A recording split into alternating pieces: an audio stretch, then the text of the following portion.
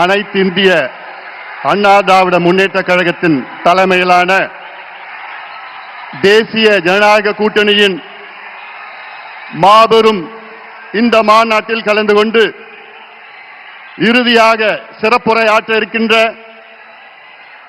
பாரத பிரதமர் இந்தியாவை வல்லரசு நாடாக முன்னேறிய நாடாக 2047 அதற்கு அழைத்து செல்லுகின்ற நம்முடைய பிரதமர் மரியாதைக்குரிய திரு நரேந்திர மோடிஜி அவர்களே, இன்னும் 2 மாதத்தில் தமிழகத்தின் முதலமைச்சராக வர இருக்கின்ற நம் கூட்டணியின் தலைவர் முன்னாள் முதலமைச்சர் மரியாதைக்குரிய திரு எடப்பாடி பழனிசாமி அவர்களே, மத்திய அமைச்சர் பெருமக்களே,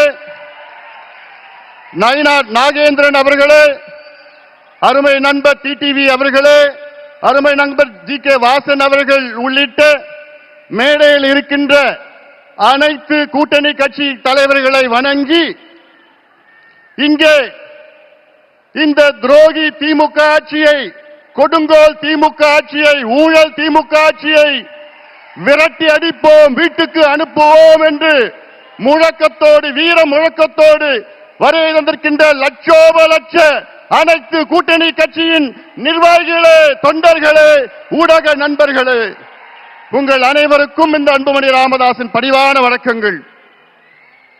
We would like to welcome our Honorable Prime Minister, under whose dynamic leadership India is fast progressing to become a superpower and a developed country by 2047.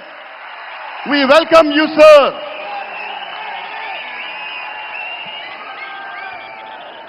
Sir, today is the beginning of the end of the DMK government.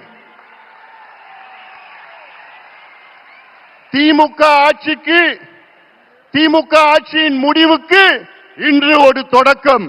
இங்கே வருகை தந்திருக்கின்ற லட்சோப லட்ச தொண்டர்களே, திமுக அரசு என்றாலே ஒரு ஊழல் அரசு, கொடுங்கோல் அரசு, பெண்களுக்கு எதிரான ஒரு ஆட்சி, கஞ்சா ஆட்சி, சாராய ஆட்சி, எல்லாவற்றுக்கும் மேல் திமுக ஆட்சி என்றாலே அது ஒரு பூஜ்யம் ஆட்சி.